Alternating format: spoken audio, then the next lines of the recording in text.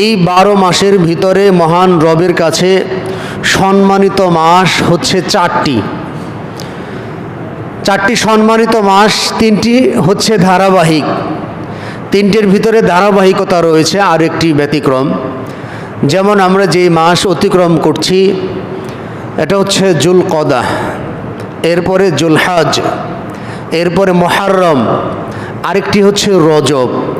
এই 4টি মাস আল্লাহ সুবহানাহু ওয়া তাআলার কাছে অত্যন্ত গুরুত্বপূর্ণ এবং সম্মানিত বলে আল্লাহ সুবহানাহু ওয়া তাআলা উল্লেখ করেছেন হাদিসের মধ্যে। তো সম্মানিত মাস, এই সম্মানিত মাসে আমাদের কিছু করণীয় আছে। এই মাসকে অবশ্যই আমাদের সম্মান দেখাতে হবে।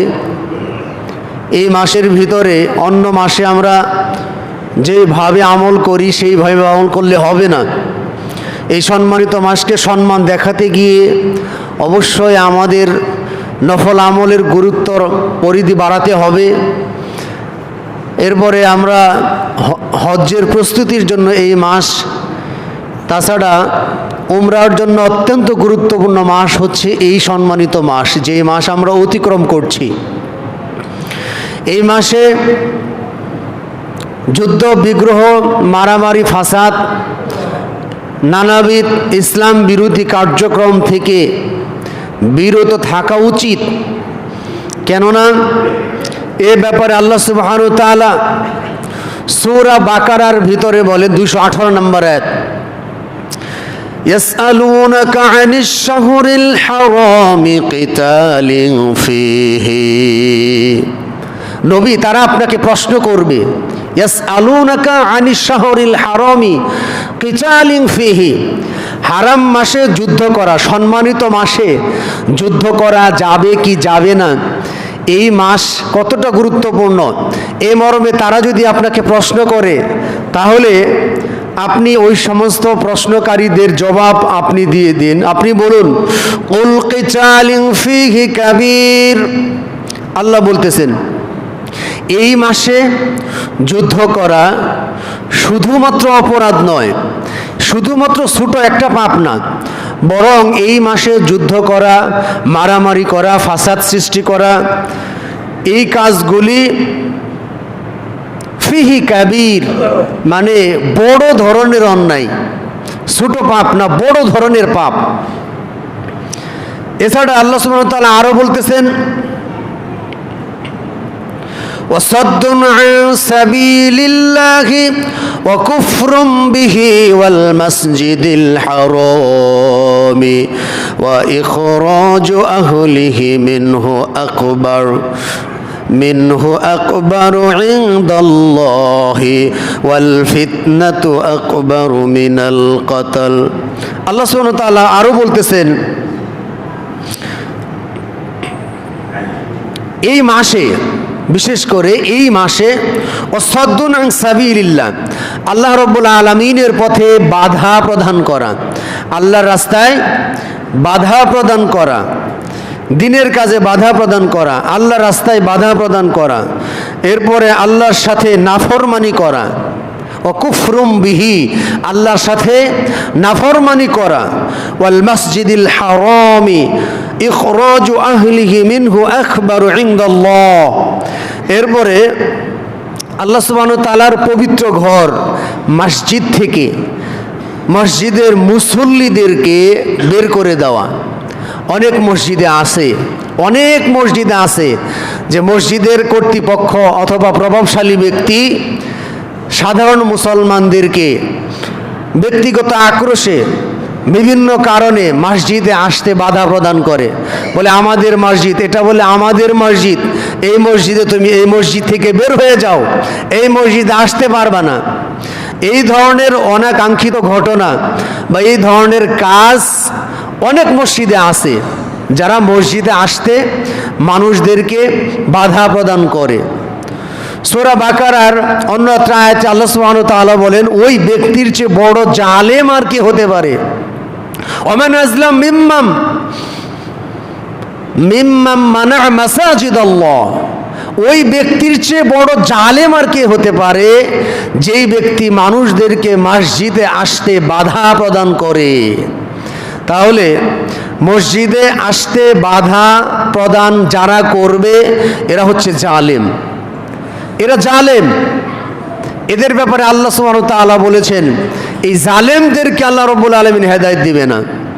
আল্লাহ সুবহানাহু ওয়া তাআলা এই হারাম মাসকে কেন্দ্র করে আরও যে সমস্ত নিষিদ্ধ কাজের কথা এই আয়াতে বলেছেন, যে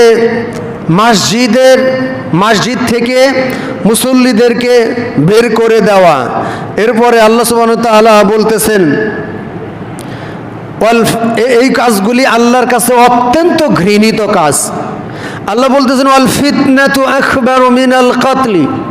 আল্লাহ বলতেছেন ফিতনা, ঝগড়া, ফাসাদ, হাঙ্গামা ইত্যাদি সৃষ্টি করা একজন মানুষকে হত্যা করা থেকেও গুরুতর অপরাধ আল্লাহর কাছে।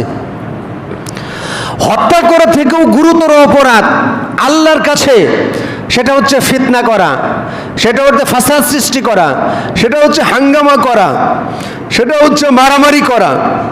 আজকে সম্প্রতি সময়ে বিভিন্ন মিডিয়াগুলো উত্তাল, দুই গ্রুপে মারামারি।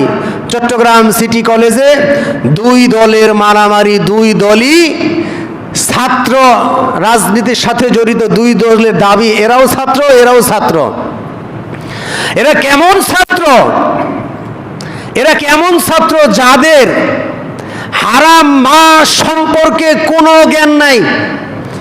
সম্প্রতি সময় চলতেছে হারাম মাস, সম্মানিত মাস।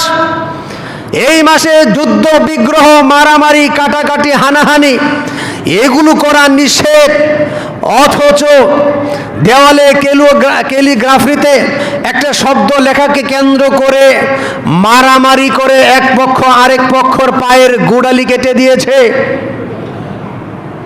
এরা কেমন ছাত্র যাদের কোরআন সম্পর্কে ন্যূনতম জ্ঞান নাই, ইসলাম সম্পর্কে ন্যূনতম জ্ঞান নাই, যে যেই মাস অতিক্রম আমরা করছি এই মাস হচ্ছে সম্মানিত মাস। এই মাসে ঝগড়া ফাসাদ পরিহার করতে হবে, এই মাসে হাঙ্গামা পরিহার করতে হবে। এই হাঙ্গামা ঝগড়া ফাসাদের সাথে যারা জড়িত হবে এরা গুরুতর অন্যায়কারী মহান আল্লাহর কাছে। এরপরে আল্লাহ সুবহানাহু ওয়া তাআলা বলতেছেন ولا يزالون يقاتلونكم حتى يردوكم عن دينكم إن استطاعوا। মারামারি, হাঙ্গামা, ফাসাদ সৃষ্টি করার মূল হোতা হচ্ছে কাফেররা। কাফেরদের সম্পর্কে আমাদের কোনো নলেজই নাই। ইরানে প্রথমে হামলা করলো কারা? এই আমেরিকার কুফফার শক্তি। ফিলিস্তিনে এখন পর্যন্ত যুদ্ধ করছে কারা? এই ইসরায়েলের অবৈধ সন্তানরা। ভারতের মুসলমানদের উপর নির্মম নির্যাতন করছে কারা? এই সমস্ত মুশরিকরা। বাংলাদেশের হকপন্থী মুসলমানদেরকে বন্দী করে রেখেছে কারা? যারা মুশরিকদের দালাল, যারা ইহুদি খ্রিস্টানদের দালাল, এরাই হকপন্থী মুসলমানদেরকে বন্দী করে রেখেছে। এরা কারা? এদের ইসলাম সম্পর্কে ন্যূনতম জ্ঞান নাই।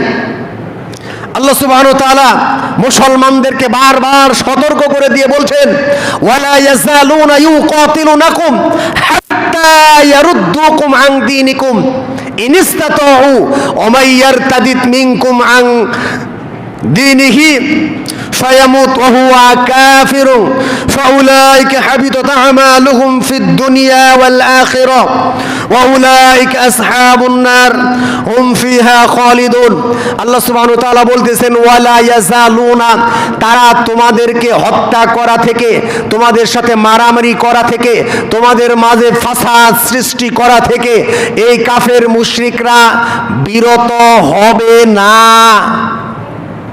তারা বিরত হবে না। আল্লাহ সুস্পষ্ট করে দিয়ে বলেছেন যতক্ষণ পর্যন্ত তোমরা তাদের জীবন ব্যবস্থা গ্রহণ না করো, তোমরা তাদের জীবন ব্যবস্থা, তোমরা তাদের চাপিয়ে দেওয়া আদর্শ নীতি ইত্যাদি গ্রহণ না করবে, ততদিন পর্যন্ত তোমাদের সাথে যুদ্ধ করা থেকে, তোমাদের মাঝে ফাসাদ সৃষ্টি করা থেকে, তোমাদের মাঝে হাঙ্গামা সৃষ্টি করা থেকে এই কাফের মুশরিকরা বিরত হবে না। ইনস্তাতাউ, তারা যদি সমর্থক থাকে তারা এই কাজ করতেই থাকবে। তাহলে হাঙ্গামা সৃষ্টি করা, মানুষদেরকে অন্যায়ভাবে হত্যা করার মূল হোতা হচ্ছে কাফের মুশরিকরা। আর এদের কাছে আমরা শিখেছি যে আমরা মুসলমান থাকা সত্ত্বেও এক দল আরেক দলকে কি করি, অন্যায়ভাবে হামলা করি, অন্যায়ভাবে প্রহার করি, অন্যায়ভাবে মারামারি ইত্যাদি হাঙ্গামা সৃষ্টি করি। এটা মুসলমানদের কাজ না। এই হারাম মাসে এই ধরনের কোনো কাজের সাথে কোনো মুসলমান জড়িত হতে পারে না, এ থেকে বিরত থাকতে হবে। আল্লাহ সুবহানাহু ওয়া তাআলা বলেন, وَمَن يَرْتَدِدْ মিনকুম আন দীনিহি ফায়ামুত, তোমাদের ভিতরে যে ব্যক্তি তার ইসলাম থেকে সরে গিয়ে, যে ব্যক্তি ইসলাম থেকে সরে গিয়ে দিনকে পরিবর্তন করে দিবে, আল্লাহ রাব্বুল আলামিন বলেন ওয়াহুয়া কাফিরুন, এই অবস্থায় মৃত্যুবরণ করবে, সে অবশ্যই কাফের হবে।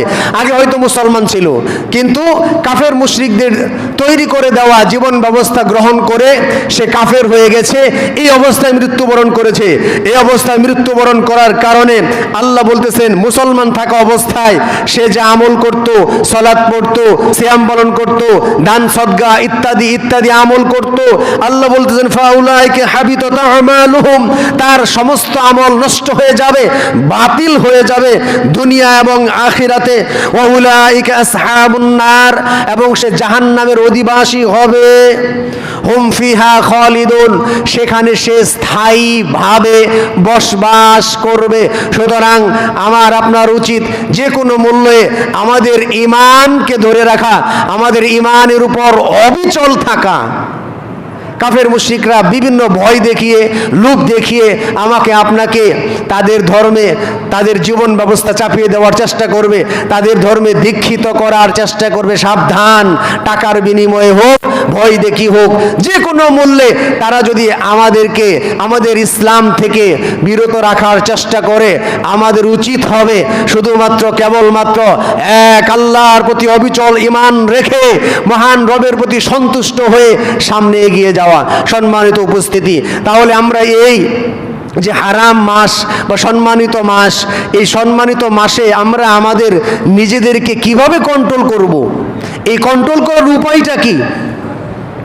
হারাম মাসে, সম্মানিত মাসে আমাদের নিজেদেরকে কন্ট্রোল করার যতগুলি উপায় আছে, কারণ আছে, এই উপায়গুলি আমি কোরআন থেকে নোট করে নিয়ে এসেছি।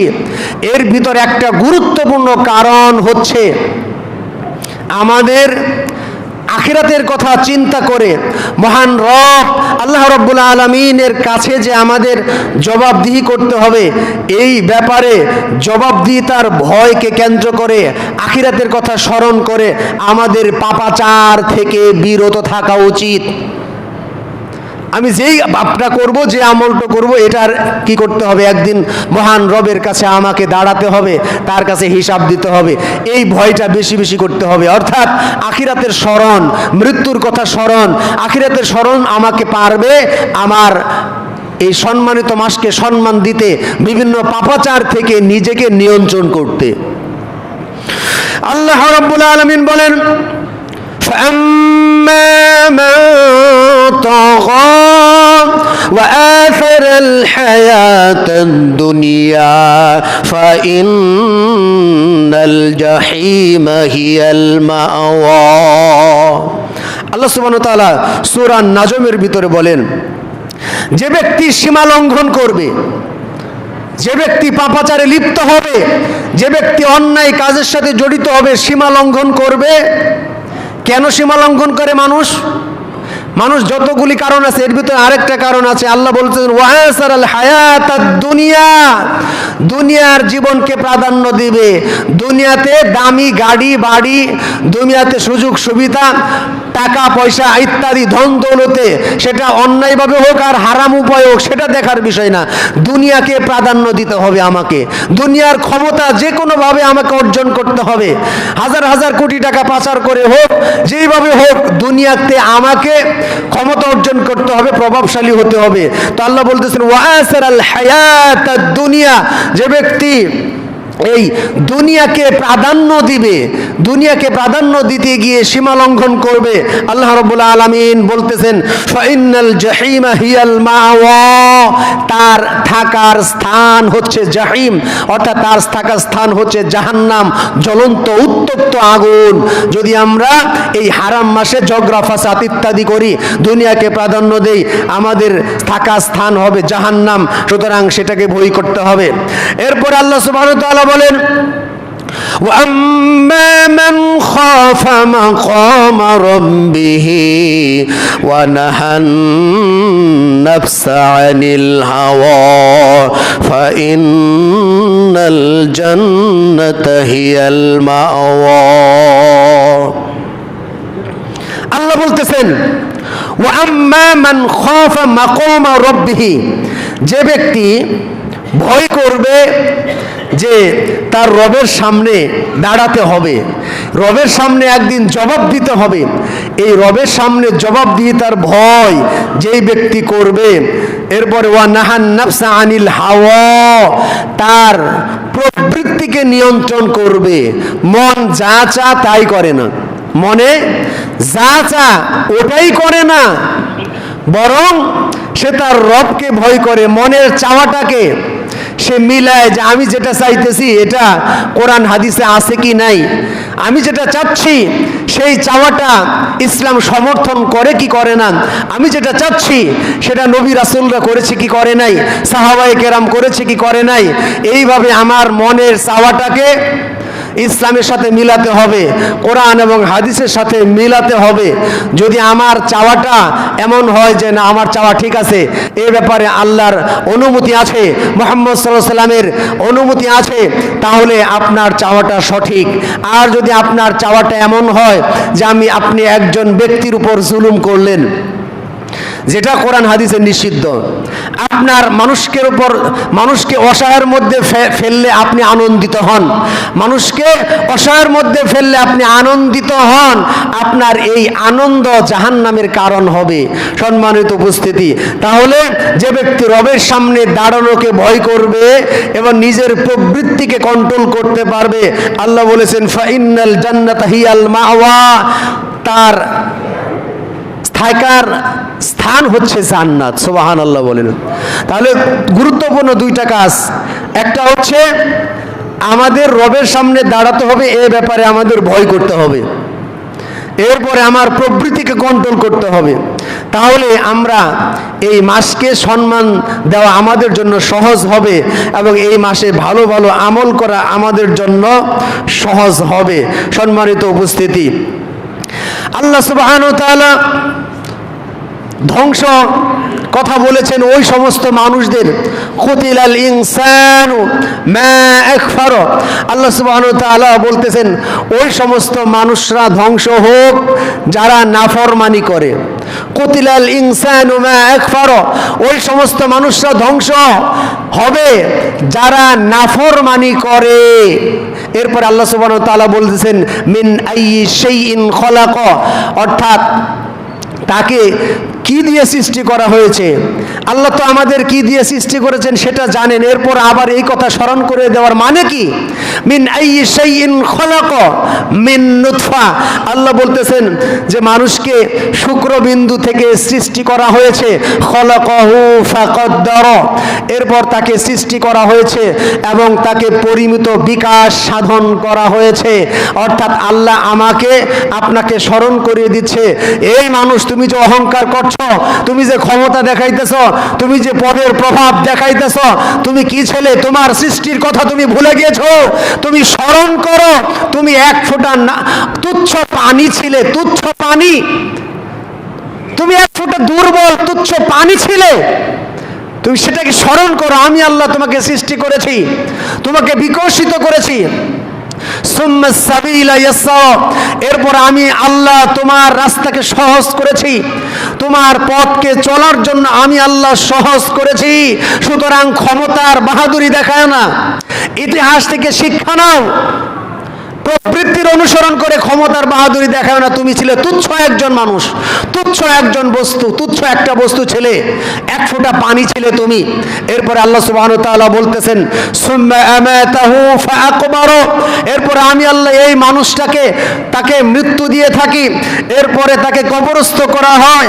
সুম্মা ইযা শাআ আনশারু, এরপরে আমি আল্লাহ তাকে যখন ইচ্ছা তখন পুনরুত্থিত করব। এরপর আল্লাহ বলছেন কাল্লা লাম্মা ইয়াখদি মা আমারু, কখনো নয়, এই ব্যক্তি আমার নাফরমানি করেছে, আমার হুকুম আহকাম, আমার আদেশ মানেনি। সুতরাং আল্লাহ আবার আমাদেরকে স্মরণ করিয়ে দিচ্ছেন। আল্লাহ আবার বলতেছেন ফালইয়ানজুরিল ইনসানু ইলা তুআমি, আল্লাহ বলতেছেন মানুষকে চিন্তা করতে, আল্লাহ বলতেছেন ফালইয়ানজুরিল ইনসান, মানুষ চিন্তা করুক ইলা তুআমি, তার খাবার সম্পর্কে, তার খাদ্য সম্পর্কে চিন্তা করুক। আন্না সাবাবনাল মা'a সাব্বা, আল্লাহ বলতেছেন আমি আল্লাহ তোমাদের খাবার প্রস্তুত করার জন্য আকাশ থেকে পানি বর্ষণ করি, আকাশ থেকে বৃষ্টি তোমাদেরকে দিয়ে থাকি। সুম্মা শাকাকনাল আরদ শাক্কা, এরপরে আমি আল্লাহ সুবহানাহু ওয়া তাআলা এই জমিনকে প্রকৃষ্ট রূপে বিদীর্ণ করি, জমিনকে উপযোগী করি। এরপরে ফাআমবাতনা ফিহা হাব্বা, আমি আল্লাহ রাব্বুল আলামিন এই জমিনের ভিতরে তোমাদের জন্য আমি আল্লাহ শস্য উৎপাদন করি। ওয়াইনাবা ওয়া কদবা, এরপরে আমি তোমাদের জন্য আঙ্গুর এবং সবজি উৎপাদন করি। ওয়া যাইতুন ওয়া নাখলা, আমি তোমাদের জন্য জাইতুন এবং খেজুর উৎপন্ন করি। ওয়া হাদাইকা গুলবা, এরপরে বৃক্ষ বিশিষ্ট গাছ, উদ্যান, বাগান আমি আল্লাহ সৃষ্টি করি। ও ফাকিহাতু ওয়া আব্বা, এরপরে আমি আল্লাহ রাব্বুল আলামিন তোমাদের জন্য ফল এবং গবাদি পশুর খাবার আমি আল্লাহ সৃষ্টি করি। মাতাআল লাকুম ওয়া লিআনআমিকুম, যা তোমাদের জন্য এবং তোমাদের পশু পাখি, তোমাদের গৃহপালিত গরু, ছাগল, হাঁস, মুরগি যারা আছে এদের জন্য আমি আল্লাহ রাব্বুল আলামিন এই খাবারগুলো প্রস্তুত করি। আল্লাহ আমাদের খাবারের কথা স্মরণ করিয়ে দিয়ে আল্লাহ বুঝাচ্ছেন যে তুমি কি খাও, সেই খাবারটা তো আমি আল্লাহই প্রস্তুত করি। আকাশ থেকে বৃষ্টি আমি আল্লাহই দেই, জমিনকে প্রকৃষ্ট রূপে বিদীর্ণ করি, জমিনকে উপযুক্ত করি আমি আল্লাহ। জমিনের ভিতর থেকে অঙ্কুরোদ্গমের মাধ্যমে আমি আল্লাহ সুবহানাহু ওয়া তাআলা তোমাদের জন্য শস্য উৎপন্ন করি আমি আল্লাহ, তোমাদের জন্য খেজুর উৎপন্ন করি, তোমাদের জন্য খাদ্যশস্য উৎপন্ন করি, তোমরাও খাও এবং তোমাদের অনুগত যে সমস্ত পশু রয়েছে এরাও খায়। এগুলো দিয়ে আল্লাহ বোঝাচ্ছেন যে এগুলো কিন্তু আল্লাহই করেন, আমাদের রিজিক আসে মূলত আল্লাহর পক্ষ থেকেই। এরপর আল্লাহ সুবহানাহু ওয়া তাআলা আবার আখিরাতের স্মরণের কথা আল্লাহ সুবহানাহু ওয়া তাআলা আমাদের বলতেছেন ফাইযা জাআতিস সাখা, আল্লাহ রাব্বুল আলামিন বলতেছেন ফাইযা জাআতিস সাখা, অর্থাৎ যখন এসে পড়বে ধ্বংসের ধ্বনি, অর্থাৎ ইসরাফিল আলাইহিস সালাম সিংহা মুখে নিয়ে অপেক্ষা করতেছে, যখন আল্লাহ হুকুম দিবেন তখন তিনি সিংহায় ফুৎকার দিবেন। সিংহায় ফুৎকার দেওয়ার সঙ্গে সঙ্গে সব কিছু ধ্বংস হয়ে যাবে। ইজাস সামাউ ফাতারাত, আকাশ তখন ফেটে পড়বে, নক্ষত্রগুলি খসে খসে পড়বে, সমুদ্রে আগুন ধরিয়ে দেওয়া হবে। সমুদ্রে যে পানি দেখছেন এই পানি আর পানি থাকবে না, পানি আগুনে পরিণত হবে, আকাশ ভেঙে পড়বে, চন্দ্র, সূর্য, তারকা এগুলো খসে খসে পড়বে, পাহাড়গুলোকে চলমান করে দেওয়া হবে। এরপরে এমন বিভীষিকাময় অবস্থা সেদিন সৃষ্টি হবে। এই বিভীষিকাময় অবস্থার সৃষ্টি দেখে, সেই ভয়াবহ পরিস্থিতি দেখে সেদিন মানুষ দৌড়িয়ে পালাতে শুরু করবে।